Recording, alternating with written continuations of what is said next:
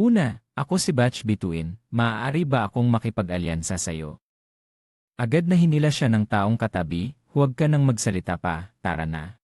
Tumingin si Qin Feng sa kumikinang na bola sa kanyang kamay at naisip, hindi masama si Wang Meng, mapagkakatiwalaan siya, at higit pa rito. May suporta pa siya mula sa malakas na gobyerno. At sapat ang kanyang yaman, ito ang kulang sa akin, isang matatag na channel ng pagbebenta. Para maibenta ko sa kanya ang mga bagay na hindi ko na kailangan. Itinaas niya ang kanyang kamay na puno ng kasakiman, pagkatapos ay nagpakita ang sistema ng abiso, binabati kita, nakatanggap ka ng 3 puntos ng ebolusyon. Nakatanggap ka ng 55 araw ng buhay, maaaring ipagpalit. Nakuha, sabi niya, Military Family, Sprint, Bronze, naka-equip, Military Family Sprint. Bronze, naka-equip na Assassin System, Physical Defense plus Main, Resist lahat ng elemento plus 5, Recovery Speed plus 15%, kinakailangang Equipment Level 2. Dahan-dahan siyang bumaba, nagsalita si Zheng Li, hindi masama ang ani natin sa pagkakataong ito, marami pa akong mga kagamitan at Aks na libro para sa iba pang mga propesyon. Kapag bumalik si Baloday sa bayan, ipapalit ko ang mga ito sa buhay na maaaring ipagpalit. Sa kanyang mga mata ay sumilay ang matalim na tingin, malapit na, ang bilis ng aking pag-unlad ngayon ay 100 beses na mas mabilis kaysa sa nakaraang buhay ko. Song Fei, hahanapin kita agad. Matapos ang ilang sandali ng hindi tumitigil na pag-atake ng mga halimaw, nag-ipon si Qin Feng ng lakas sa isang tabi at lumikha ng isang proteksyon na pader laban sa mga halimaw. Sa tabi, ang grupo ni Zheng Li ay nahihirapang ipagtanggol ang kanilang sarili sa bawat atake. Isang tao sa grupo ni Zheng Li na may hawak na espada ay nagulat at sumigaw, hindi na ito maganda. Dumarami ang mga halimaw, tumakbo na tayo.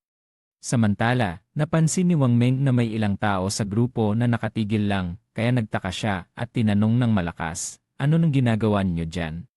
Nang tumingin siya, namangha siya at nagtanong sa sarili, ano ba ito?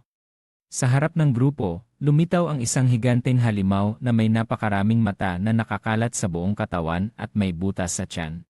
Hindi nakapaghanda ang grupo nang biglang lumabas mula sa tiyan ng halimaw ang isang malakas na enerhiya na kulay lila, parang matutulis na mga baging na tumama diretsyo sa grupo. Sa loob ng ilang sandali, nawasak ang grupo at napilitang umatras. Bumalik si Wang Meng na may mga matang puno ng pagkabigla at sabi, Peste, palaging grupo ang mga halimaw at tumataka sila kapag mahina ang kalusugan nila. Sa tabi, ang binatang may gintong buhok ay nagmadaling nag-udyok, kailangan maabot ang antas 3 para makalabas tayo. Paano natin maaabot ang antas 3? Narinig ito ng isa pang tao at sumagot, mukhang kailangan nating magtipon ng mas maraming tao. Kung hindi sapat ang 3 para bumuo ng isang koponan, maaari tayong gumawa ng koponan na may 6 o kahit 10 tao. Ngunit may sumalungat, sa palagay ko hindi ito epektibo. Nakakita na ako ng koponan na 10 na natalo sa isang grupo ng mga halimaw. At masyadong maraming tao ay makakaakit sa kanila. Kanina, may isang grupo ng 40 tao at naakit nila ang isang halimaw na nakapatay ng higit sa 30 sa kanila gamit lang ang isang skill. Sa kabilang banda, ang grupo ni Zheng Li ay nasa parehong kalagayan ng pagkatalo.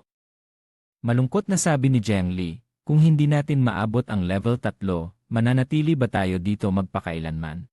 Natakot ang isa sa grupo, pumunta tayo dito pagkatapos matulog. Sa madaling salita, lahat tayo ay mawawala ang malay. Kung hindi tayo makakalabas sa laro, baka mamatay. No direct corresponding sentence found in the given translation except for this exact phrase. Sa tabi, ang yellow hair boy ay nagmadaling nag-udyok, kailangan nating maabot ang level 3 para makalabas sa laro. Nagngingit-ngit si Zheng Li, anuman ang mangyari, hindi tayo dapat mamatay muli. Sa puntong iyon, lumabas ang leaderboard ng mga trabaho. Unang pwesto ay si Dark Assassin, pangalawa si Wang Meng, pangatlo ay isang mandirigma. Tumingin si Zheng Li nang nagulat at naisip, bakit ang Dark Assassin ay mabilis mag-level up? Siguro alam niya kung paano tayo dalhin sa level 3 at makalabas sa laro. Pagkatapos ay iniutos niya sa isang miyembro ng grupo, tulungan mo akong ipakalat ang balita. Kapag naabot ng Dark Assassin ang level 3, bibigyan ko siya ng 1 milyong cash. Nagulat ang isa, ano? 1 milyon? Mas naging determinado si Jiang Li, hindi ako naniniwala na hindi siya tatanggi sa 1 milyon. Samantala, patuloy na pinapatay ni Qin Feng ang mga halimaw kaya patuloy ang mga abiso. Napatay mo ang pollutant level 2, nakatanggap ka ng 20 experience points, nakakuha ka ng 1 point ng ebolusyon. Matapos basahin ang mga abiso, nasiyahan siya at naisip, sige, sapat na ang aking mga puntos ng ebolusyon. Hindi na nag-aksaya ng oras, ginamit niya ang evolution points para makuha ang greedy hand. Lumabas ang abiso, nagamit mo ang 5 evolution points, wala ka nang natitirang puntos. Lumabas ang impormasyon tungkol sa greedy hand, isang white jade emerald, isang assassin skill. Maaari itong gamitin laban sa mga halimaw, may isa-isa 0% hanggang 100 at 60% na tsansa na makakuha ng karagdagang loot reward. At may 20% na tsansa na ma-upgrade ang loot ng isang level. Tinitingnan ang lakas na nagmumula sa kamay, nagtataka siya, may 20% chance na tumaas ang loot level. Ang epekto ba nito ay hindi matatalo? Pwede kaya itong umabot sa 100% o 200% kung patuloy na lalago ang skill. Habang nag-isip siya, may narinig siyang tunog mula sa malayo kaya tumingin siya. Sa lupa ay lumitaw ang isang halimaw, isang boss pollutant level bronze. Nagulat siya. Ito ba ay pollutant?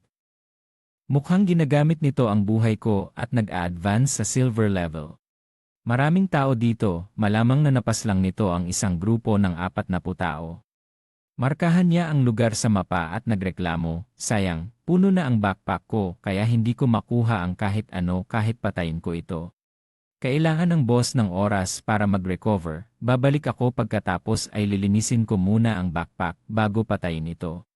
Lumipat ang eksena sa isang nayon. Matapos kumalat ang balita mula sa grupo ni Jiang Li, sa bawat sulok ay usap-usapan ang mga tao, narinig mo na ba? May nag-alok ng 1 milyon para sa tulong ng top dark assassin para mag-level up. Patay na tayo, nababawasan ang buhay, nagsisimula na ba ang gobyerno ng solusyon? Tiyak na hindi tayo makakalabas. Sa puntong iyon, bumalik si Qin Feng at lumabas sa kalye. Mabilis siyang umupo sa isang sulok at nag-set up ng discount notification para sa mga kagamitan at skills, 10 minuto lang, bilhin na agad. Nakita ito ng mga tao at nagtipon sa paligid niya, lahat ay interesado, wow, kailan ba siya dumating? Pinapatay niya ang bronze level, tingnan mo siya. Wow, kailan ba siya dumating? Pinapatay niya ang bronze level, tingnan mo siya. Naka 2 sets siya ng bronze equipment at gusto pang magbenta ng 2 pa. Ito ba ang top dark assassin? Bakit hindi ko makita ang mukha niya? Nakamask na siya. Ang hitsura niya sa laro ay kapareho ng sa totoong buhay, misteryoso talaga. Ngayon, isang babaeng may takip sa mukha ang lumapit sa kanya at nagtanong kung paano makakabili ng eyes tracking skill. Mabilis siyang tumingin at sumagot, 100 araw ng buhay. Pagkatapos ay nag-isip, mukhang si Grey Rose ito, nasa ika-11 pwesto sa leaderboard. Nakamask din siya tulad ko. Nang marinig ng babae ang alok, nagulat siya, 100 araw. Sobrang mahal, pwede bang mas mura? Ang ice tracking skill ay karaniwang nagpapabilis ng pagdami ng mga halimaw sa early magic system, 100 araw ay mura na. Nagmungkahi ang babae, pwede ba akong gumamit ng totoong pera? Tumingin siya ng diretsyo at sumagot, kung marami kang pera, maaari kang bumili ng buhay ng iba, pagkatapos ay makipag-trade sa akin. Kung walang mas mataas na bid, maaari kong itabi iyon para sayo. Tahimik ang babae sandali, pagkatapos ay nagsabi, pakiusap, maghintay ka lang ng kaunti. Pagkatapos ay bumalik siya sa grupo para makipag-usap, ano sa tingin nyo? Nang marinig ng mga miyembro, agad silang nagbigay ng opinyon at hindi ako tumutol.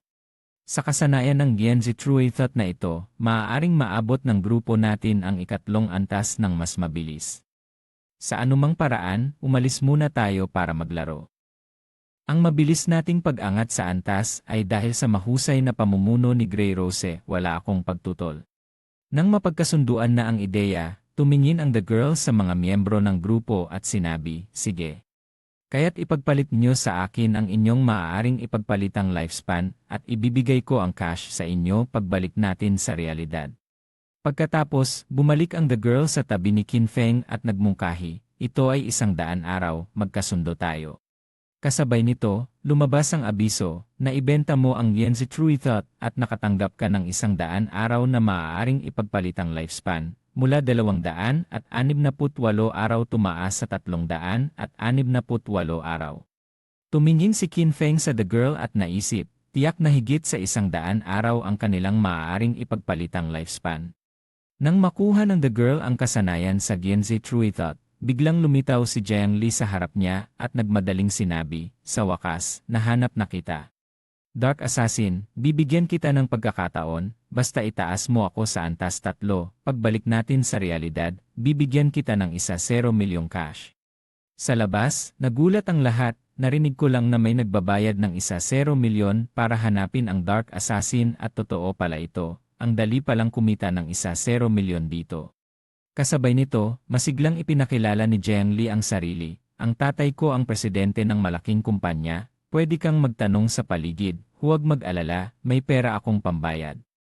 Samantala, tahimik lang si Qin Feng, medyo pamilyar ang pakiramdam niya at naisip, siya pala si Jiang Li. Sa nakaraang buhay, siya ang pinuno ng isang sindikato ng krimen na nawasak ng gobyerno. Lumabas sa abiso na ginamit niya ang cash para bumili ng maaaring ipagpalitang lifespan bilang pain. Pinilit ang maraming tao na magtrabaho para sa kanya ng iligal at sinamantala ito para patayin ang mga hindi sumusunod sa totoong buhay. Isang mapanganib na tao. Matapos mag-isip, malamig na sinabi ni Qin Feng, tinatanggihan ko. Matapos mag-isip, malamig na sinabi ni Qin Feng, tinatanggihan ko. Hindi makapaniwala si Jiang Li sa sagot, ngunit pagkatapos ng ilang sandali ay naibalik niya ang kanyang kalmado at muling inalok. Dark Assassin, kahit malakas ka sa larong ito, sa realidad, walang nakakaalam kung ano ang larong ito. Kung sasama ka sa akin, nangangako akong magkakaroon ka ng pagkain, inumin, sasakyan, bahay, babae, at lahat ng pinakamaganda sa hinaharap. Hindi pinansin ni Qin Feng ang sinabi at malamig na sumagot, kung wala kang bibilhin, pakiusap, iwasan mo ang daan at huwag abalahin ang negosyo ko. Nang marinig ito, nagalit si Jiang Li at sumigaw, nakakatawa ka. Pinayagan kitang manguna dahil pinapahalagahan kita. Sa totoong buhay, tuturuan kita ng leksyon ngayon. Biglang nagbago ang mga mata ni Qin Feng, naglabas ito ng maliliit na ilaw, at tumingin kay Jiang Li na nagbabanta, isang patay pa lang, ang lifespan mo ay babalik sa 0.